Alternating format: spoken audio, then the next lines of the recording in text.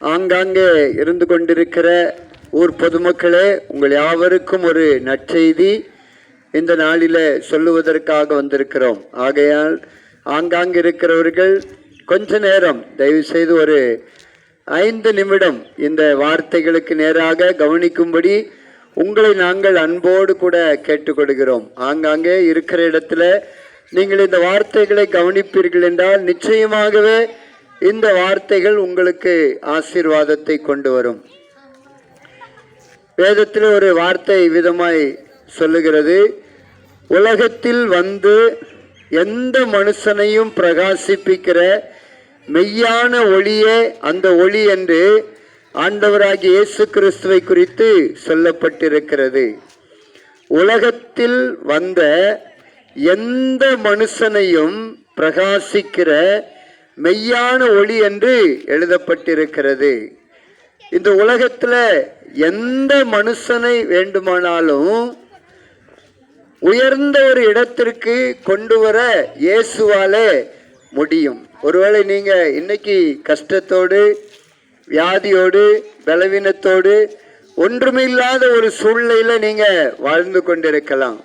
இன்னைக்கு இயேசு உங்களை பார்த்து சொல்லுகிற வார்த்தை, நான் உங்களை பிரகாசிப்பிக்க பண்ணுவேன், உங்க வாழ்க்கையை நான் உயர்த்த போகிறேன், உங்களுடைய வாழ்க்கை தரத்தை நான் உயர்த்த போகிறேன், பெரிதாக்க போகிறேன் என்று ஆண்டவர் சொல்லுகிறார். அநேக சின்ன பிள்ளைங்க இருக்கிறீங்க, நீங்க எல்லாம் ஏசப்பாவை நோக்கி கூப்பிடுவீங்க அப்படின்னா ஏசப்பா உங்களை வருங்காலத்துல ஞானிகளாக்குவார்.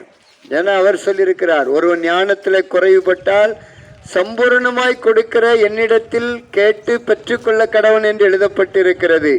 ஆகையினால அருமையான சின்ன பிள்ளைங்க, நீங்கெல்லாம் ஏசப்பான்னு கூப்பிட்டீங்க அப்படின்னா ஏசப்பா உங்களுக்கு ஞானத்தை தருவார், ஏசப்பா உங்களுக்கு நல்ல அறிவை தருவார்.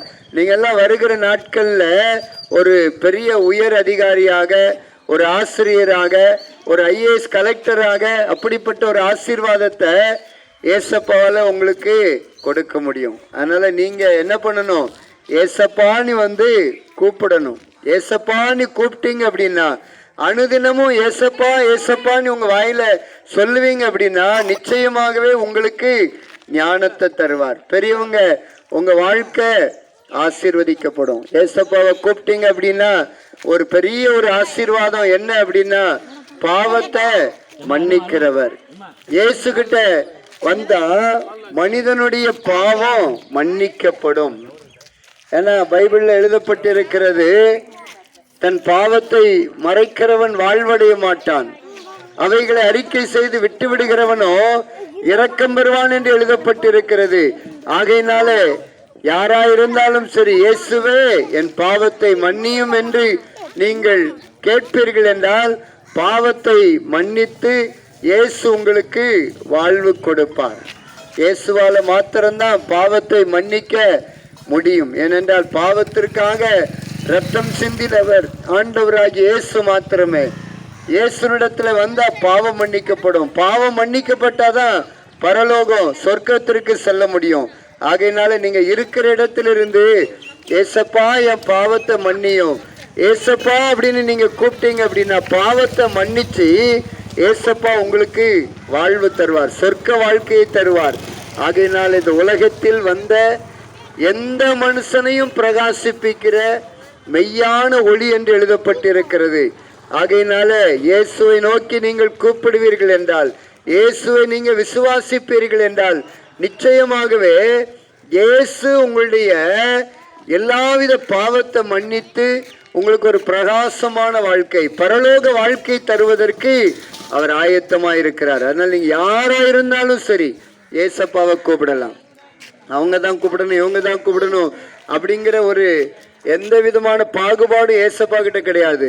அதனால ஏழை கூப்பிடலாம், பணக்காரன் கூப்பிடலாம், நடுத்தர வர்க்கம் கூப்பிடலாம், யார் வேண்டுமானாலும் இயேசுவை கூப்பிடலாம். இயேசுவை கூப்பிட்டா இயேசு உங்க பக்கத்துல வருவார், வந்து உங்க வாழ்க்கையை ஆசீர்வதிப்பார். வானத்தையும் பூமியும் உண்டாக்கினவர் உங்க பக்கத்துல வருவார், உங்களோடு கூட வந்து பேசுவார். நான் ஒரு 20 வருஷத்துக்கு முன்னாடி வியாதிப்பட்ட சூழ்நிலையில இயேசுவை நோக்கி கூப்பிட்டேன்.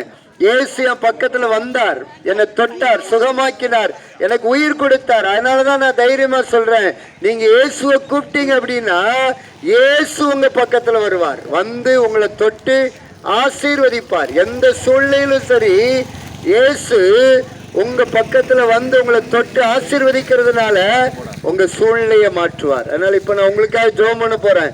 ஆங்காங்க நிறைய பேர் உட்கார்ந்து கேட்டுக்கிட்டு இருக்கிறீங்க. நீங்க செய்ய வேண்டிய ஒரே ஒரு காரியம், ஏசப்பான்னு உங்க மனசுல நீங்க நினைச்சீங்கனாலே போதும், உங்க வாழ்க்கை பிரகாசமான வாழ்க்கையாக மாறும். உங்க பிள்ளைகளுடைய வாழ்க்கை ஆசீர்வதிக்கப்படும். அதனால யார் வேண்டுமானாலும் கூப்பிடலாம். அதனால நான் இப்ப ஜெபம் பண்ணும்போது நீ ஏசப்பா நீங்க மனசுல நினைங்க, இப்பவே உங்க வாழ்க்கையில ஒரு பெரிய ஒரு ஆசீர்வாதம் உண்டாகும். நான் உங்களுக்காக ஜெபம் பண்ண போறேன். ஏசப்பா, அநேகர் இந்த வார்த்தைகளை ஆண்டவர் என்னை சுற்றிலும் இருந்து கேட்டுக்கிட்டு இருக்கிறாங்கப்பா. இவங்க எல்லாருக்காக உங்க சமூகத்துல ஜெபிக்கிறேன். ஒவ்வொருவரையும் நீங்க ஆசீர்வதிங்க. பெரியவங்களை ஆசீர்வதிங்க, சின்ன பிள்ளைங்களை ஆசீர்வதிங்க, அருமையான தகப்பன்மார்களை ஆசீர்வதிங்க, தாயாரை ஆசீர்வதிங்க. ஒவ்வொருடைய வாழ்க்கையையும் ஆண்டவரை நீங்க பிரகாசிக்க பண்ணுங்க. எல்லாருடைய பாவத்தையும் மன்னித்து ஆண்டவரே பரலோகத்தின் பிள்ளைகளாக ஒவ்வொருவரையும் மாற்றுங்கப்பா, மாற்றுங்கப்பா. எவ்வளோ மக்கள் இந்த வார்த்தையை கேட்டுக்கிட்டு இருக்கிறாங்க. அவங்களோடு கூட நீங்க பேசுங்க ஆண்டவரே, நீங்க பேசி அவங்களுக்கு ஒரு ரட்சிப்பை கொடுங்கப்பா. பாவ மன்னிப்பு நிச்சயத்தை கொடுத்து ஆசீர்வதிங்க. இந்த பகுதியில் ஒரு பெரிய ஒரு எழுப்புதலையும் பெரிய ஒரு அறுவடையும் கட்டளை நீர் அப்படி செய்கிறதற்காக ஸ்தோத்திரம். ஒவ்வொருவரையும் ஆசீர்வதித்து விட்டதற்காக நன்றி. துதி கன மகிமை எல்லாம் ஒருவருக்கு மாத்திரம் செலுத்துகிறோம். இயேசுவின் நாமத்தில் ஜெபிக்கிறோம் நல்ல பிதாவே, ஆமேன், ஆமேன். அன்பானவர்களே, தொடர்ந்து இயேசுவை நோக்கி கூப்பிடுங்க. நிச்சயமாகவே உங்க வாழ்க்கை மாறும். நீங்க எல்லாரும் ஆசீர்வதிக்கப்படுவீர்கள். கர்த்தர் தாமே உங்கள் யாவரையும் ஆசீர்வதிப்பாராக. ஆமேன்.